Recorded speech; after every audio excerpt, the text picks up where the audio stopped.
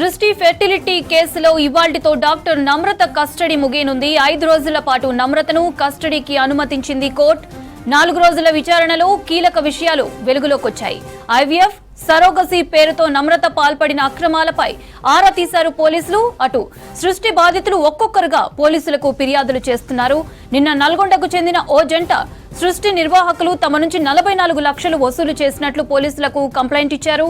హైదరాబాద్ కి చెందిన మరో దంపతులు 18 లక్షలు, మరో ఎన్ఆర్ఐ జంట నుంచి 25 లక్షలు తీసుకున్నట్లు ఫిర్యాదు చేశారు. రైట్, ఇదే అంశంపై మరింత సమాచారం అజయ్ అందిస్తారు. అజయ్, చెప్పండి, సృష్టి కేసులో నమ్రత కస్టడీ నేటితో ముగియనుంది. ఇప్పటి వరకు పోలీసులకు నమ్రత చెప్పిన విషయాలేంటి, లేటెస్ట్ అప్డేట్స్ ఏంటి?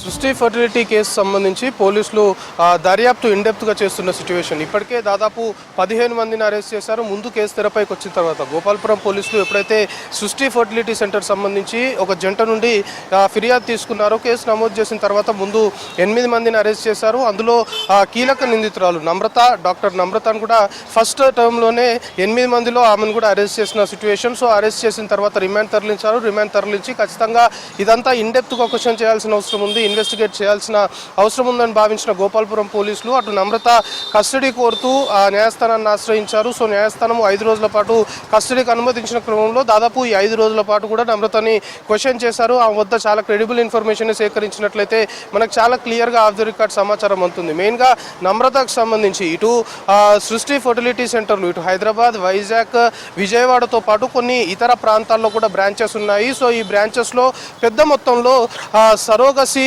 పేరు మీద చైల్డ్ ట్రాఫికింగ్కి పాల్పడింది అనేది చాలా ప్రధానమైన ఆరోపణ పైన పోలీసులు పూర్తి స్థాయిలో కూడా వివరాలు సేకరించిన సిచ్యువేషన్. ఎందుకంటే గోపాలపురం పోలీసులు కేసు నమోదు చేసిన దాంట్లో కూడా ఆ దంపతులు ఫిర్యాదులో చాలా క్లియర్గా చెప్పారు. సరోగసీ ద్వారా శిశువుకి జన్మనిస్తాను అని చెప్పి దాని తర్వాత డిఎన్ఏ అనుమానం వచ్చి డిఎన్ఏ పరీక్షలు నిర్వహిస్తే ఆ శిశువు తమకు సంబంధించి తమకి ఏదైతే తను భర్త స్పోమ్ ఇస్తే వాళ్ళకు సంబంధించిన శిశువు కాదు అనేది తేలిన తర్వాత కేసు నమోదైంది. సో ఇదే విధంగా చైల్డ్ ట్రాఫికింగ్ సంబంధించి మెయిన్గా ఈ 5 రోజుల కస్టడీ సమయంలో పోలీసులు ఇటు నమ్రత ఎక్కడి నుండి ఈ విధంగా పిల్లల్ని తీసుకొని వచ్చి సరోగసీ మాటున పిల్లలకు సంబంధించి అమ్మకాలు క్రయ విక్రయాలు చేస్తుంది అనేది ఒక పెద్ద క్వశ్చన్ మార్క్గా మారిన తరుణంలో కస్టడీలో చాలా కీలకమైన విషయాలు ఇప్పటికే అధికారులు సేకరించారు. మెయిన్గా ఇటు రూరల్ ఏరియాస్ సంబంధించి మారుమూల ప్రాంతాల్లో హెల్త్ క్యాంపులను ఏర్పాటు చేయడము, అక్కడ హెల్త్ క్యాంపులను ఏర్పాటు చేసిన తర్వాత స్థానికంగా ఉన్నటువంటి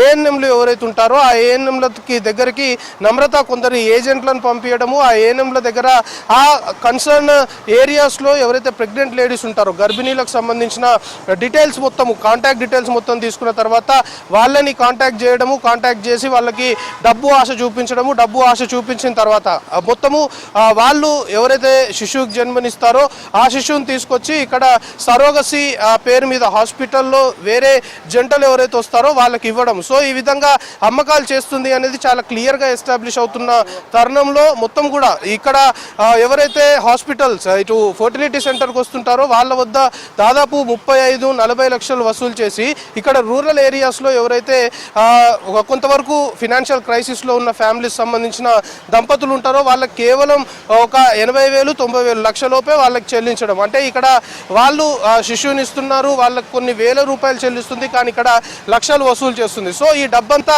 ఎక్కడ పెడుతుంది, ఏం చేస్తుంది అనే అనుమానాలు కూడా తెరపైకి వస్తున్న క్రమంలో కస్టడీలో నమ్రతని ఈ యాంగిల్లో కూడా అంటే పెద్ద మొత్తంలో లక్షలు సంపాదిస్తుంది. ఒక్క శిశువుకే 40 లక్షలు అంటే నెలలో దాదాపు ఇన్ని బ్రాంచెస్ ఉన్నాయి, ప్రతి బ్రాంచ్లో కూడా చాలా వరకు ఈ విధంగా దంపతులు వస్తుంటారు కాబట్టి సో కోట్ల రూపాయలు ఏం చేస్తుంది అనే కోణంలో కూడా నమ్రతను క్వశ్చన్ చేశారు. ఇప్పటికే కొన్ని అసెట్స్ కూడా అధికారులు ఐడెంటిఫై చేసినట్లు మనకి ఆఫ్ ది రికార్డ్ సమాచారం ఉంటుంది. హైదరాబాద్తో పాటు మెయిన్గా శివారు ప్రాంతాలకు సంబంధించి అవుట్స్కట్స్ ఏరియాస్లో పెద్ద మొత్తంలో ఇటు ఇంటికి సంబంధించిన స్థలాలు కొనుగోలు చేసింది అనేది తేరడంతో పాటు ఫామ్ హౌస్లు, దాంతోపాటు ఇతర రిసార్ట్స్ సంబంధించిన establishments at the same time చాలా ప్రాంతాల్లో నమ్రతకు సంబంధించి ఒక 5 ఫ్లోర్లకు పర్మిషన్ తీసుకొని నిబంధనలు ఎక్కడ పట్టించుకోకుండా 7-8 ఫ్లోర్లు కడుతుంది అనేది కూడా కొంతవరకు విచారణలో భాగంగా తెరపైకి వచ్చింది. మెయిన్గా ఇటు వైజాగ్ సంబంధించిన పరిసర ప్రాంతాల మొత్తంలో కూడా ఫామ్ హౌస్లు కావచ్చు పెద్ద ఎత్తున ఎసెట్స్ కూడా పెట్టుకుంది అనేది కూడా తెలుస్తున్న అంశం. సో ఈ విధంగా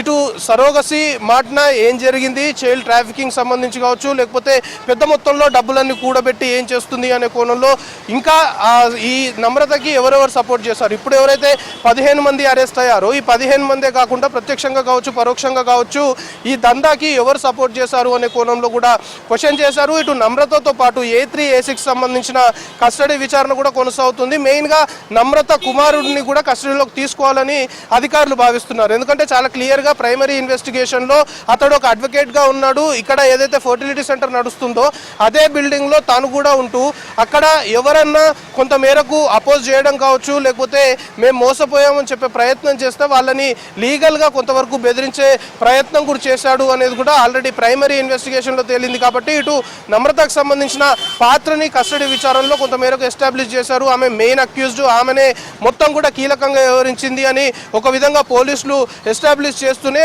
ఆమె కుమారుడు సంబంధించిన కీ రోల్ ఎంత మేరకు ఉంది అనే కోణంలో కూడా అతన్ని కస్టడీ కోరే అవకాశాలు కూడా కనబడుతున్నాయి. అతన్ని కస్టడీ కోరితే న్యాయస్థానం ఎన్ని రోజుల కస్టడీ ఇస్తుంది నమ్రత కుమారుణ్ణి అనేది కూడా చూడాల్సిన అవసరం ఉంది. ఇక నిన్న లేటెస్ట్గా ఈ కేసు సంబంధించి విద్యులత అనే ఇంకొక డాక్టర్ని కూడా అదుపులోకి తీసుకున్నారు.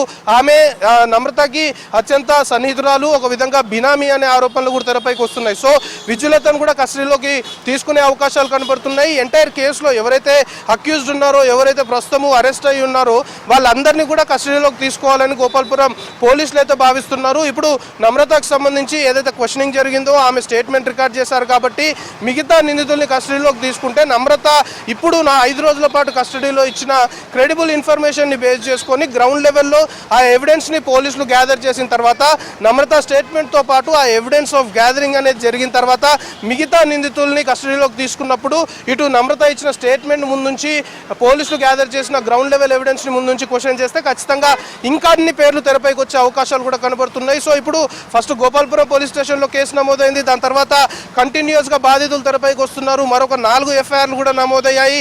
నల్గొండ జిల్లాకు సంబంధించిన దంపతులు దాదాపు 44 లక్షలు కట్టాము అంటూ వాళ్ళు ఈ కేసు తెరపైకి వచ్చిన తర్వాత వాళ్ళు పోలీసులని ఆశ్రయించారు. వారితో పాటు హైదరాబాద్ సంబంధించిన మరొక జంట 18 లక్షలు కట్టామని, దాంతోపాటు ఎన్ఆర్ఐ సంబంధించి ఇంకొక కప్పులు కూడా దాదాపు 20 లక్షల వరకు ఫర్టిలిటీ సెంటర్లో కట్టాము అంటూ మేము కూడా బాధితులము మోసపోయాము అంటూ తెరపైకి వస్తున్న సిచ్యువేషన్ ప్రస్తుతం నెలకొంది. సో తీగల అయితే డొంకంతా కదిలినట్టు సృష్టి ఫెర్టిలిటీ సెంటర్ సంబంధించిన ఆగడాలు ఒక్కొక్కటిగా బయటకు వస్తున్నాయి. బాధితులు కూడా బయటకు వస్తున్న సిచ్యువేషన్. సో బాధితులు ఇచ్చే ఫిర్యాదులను బేస్ చేసుకొని కూడా ప్రస్తుతం పోలీసుల విచారణ ఇంకా స్పీడప్ అయ్యే అవకాశం ఉంటుంది. కాబట్టి ఇంకా ఎన్ని ఫిర్యాదులు తెరపైకి వస్తాయి, ఇంకెన్ని ఎఫ్ఐఆర్లు నమోదవుతాయి అనేది కూడా చూడాల్సిన అవసరం ఉంది. సో ప్రస్తుతం ఈరోజు సాయంత్రానికైతే మెయిన్ అక్యూజ్డ్ సృష్టి ఫర్టిలిటీ సెంటర్ సంబంధించి మెయిన్ అక్యూజ్డ్ నమ్రత కస్టడీ విచారణ పూర్తవుతుంది. కస్టడీ విచారణ పూర్తయిపోయిన తర్వాత మళ్ళీ ఒకసారి వైద్య పరీక్షలు నిర్వహించి న్యాయస్థానంలో ప్రొడ్యూస్ చేసి జైలు తరలించనున్నారు. సో మిగతా నిందితులందరినీ కూడా